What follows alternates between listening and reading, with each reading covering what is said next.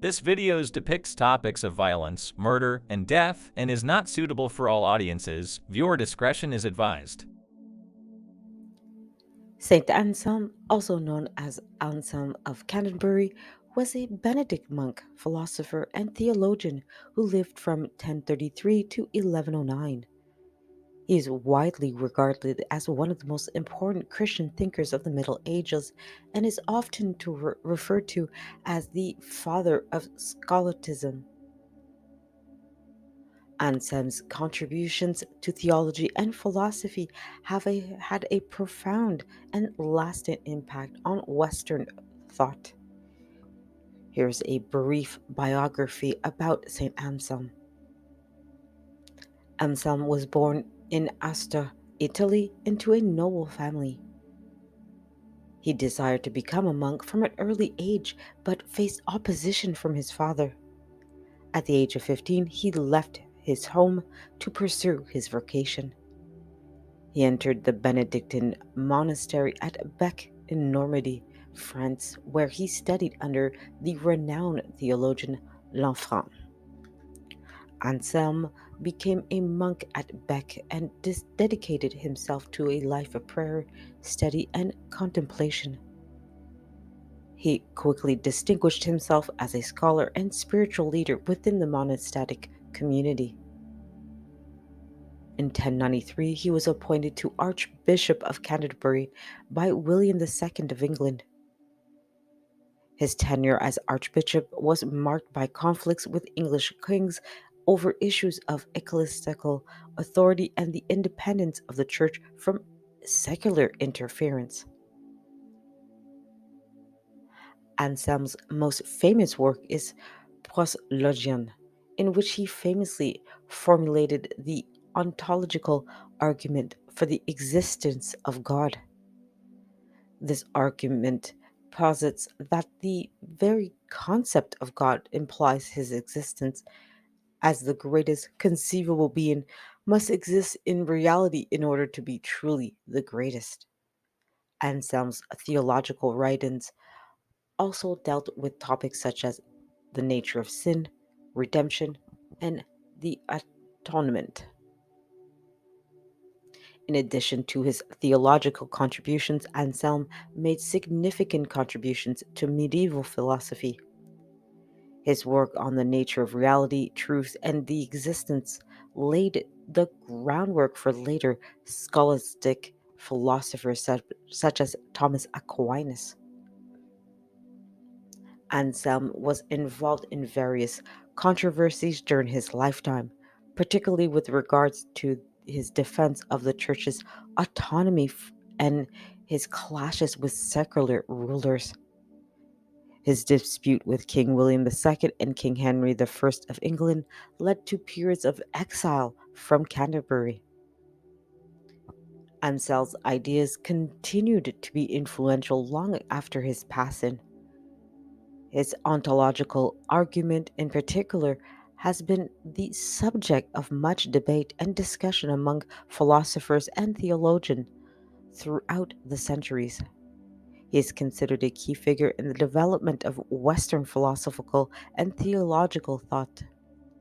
Anselm was canonized as a saint by Catholic Church in 1494. He is commemorated on April 21st in the Roman Catholic calendar of saints and on April 22nd in the Anglican calendar. Overall, Anselm's life and work exemplify the rich intellectual and spiritual tradition of medieval Christianity, and his writings continue to be studied and debated by scholars and theologians to this day.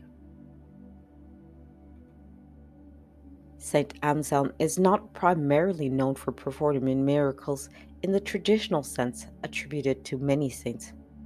Instead, he is renowned for his theological writings, philosophical contributions, and his role as Archbishop of Canterbury. However, there are a few stories and accounts that have been associated with him, although they are not widely known or documented as those of other saints. Here's a brief description of a couple of anecdotes that have been attributed to Saint Anselm. One of the stories is associated with Saint Anselm involves the healing of a sick monk. According to legend, there was a monk who suffered from serious illness and was near death. Saint Anselm visited the monk and prayed for his recovery. Miraculously, the monk's health began to improve, and he eventually recovered completely. This incident was seen as a sign of Saint Anselm's holiness and his connection to the divine grace. Another anecdote involves a vision that Saint Anselm reportedly had of Saint Nicholas, the patron saint of children, sailors, and travelers. According to the story, Saint Anselm was struggling with a particular difficult theological question when he prayed fervently for guidance. In response, Saint Nicholas appeared to him in a vision and provided him with the answer he sought. This vision was seen as a confirmation of Anselm's sanctity and his close relationship with the saints. It's important to note that these stories are based on medieval hagiographical accounts and legends, and their historical accuracy is difficult to verify. Additionally, St. Anselm is primarily remembered for his intellectual and spiritual contributions rather than for miraculous deeds. Nevertheless, these anecdotes serve to illustrate the reverence and devotion that people have for St. Anselm throughout history. St. Anselm, like many other saints, is often depicted in religious iconography in various forms of arts, including paintings, sculptures, and stained glass windows. While there isn't a vast array of iconography representations of St. Anselm compared to many others, there are a few common themes and symbols associated with him. Saint Anselm was a Benedictine monk, so he is often depicted wearing the traditional habit of the Benedictine order. This typically includes a long black robe, known as a cassock, with a white tunic underneath, and a black scapular and a hood or cowl. As Archbishop of Canterbury, Saint Anselm is sometimes depicted wearing the ceremonial vestments of his office, the Archbishop's mitre and crozier. The mitre is a tall pointed hat, and the crozier is a pastoral staff symbolizing his authority. Anselm is frequently also depicted holding a book or scroll, representing his role as a theologian and philosopher. This emphasizes his scholarly pursuits and contribution to medieval theology and philosophy. Sometimes he is sometimes he's shown writing or in the act of composing one of his works.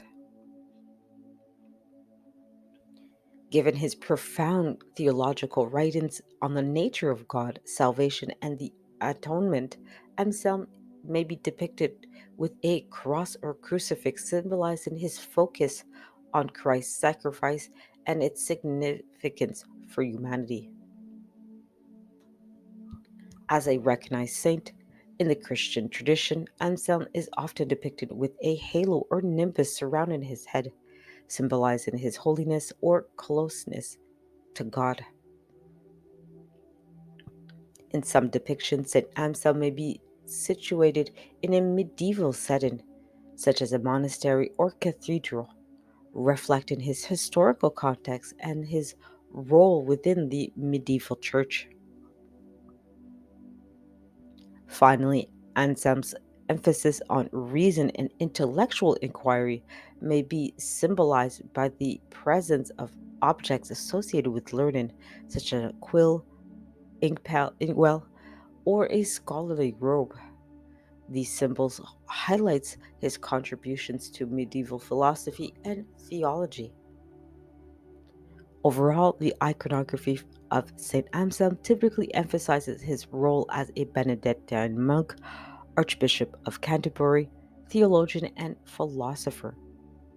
These visual representations serve in honor of his memory and to convey the key aspects of his life, teachings, and legacy to the viewers.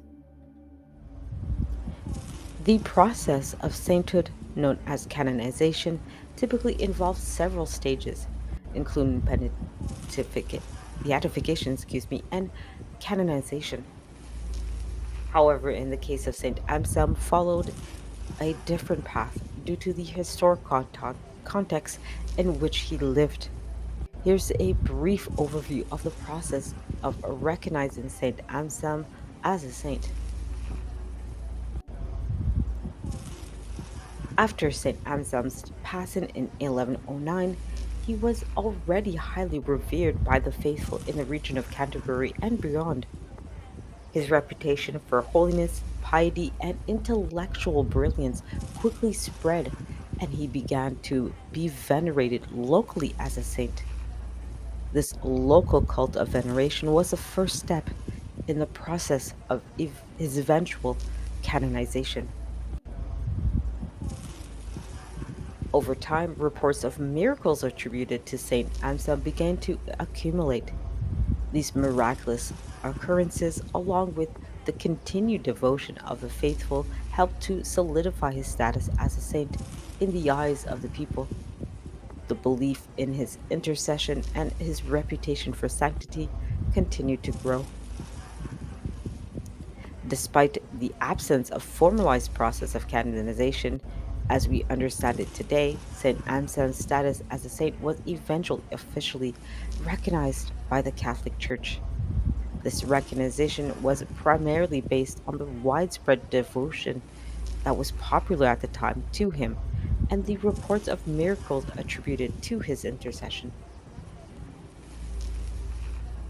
While St. Anselm's was never formally beatified or canonized through the procedures established by the Catholic Church in later centuries, his veneration as a saint was eventually confirmed by papal decree.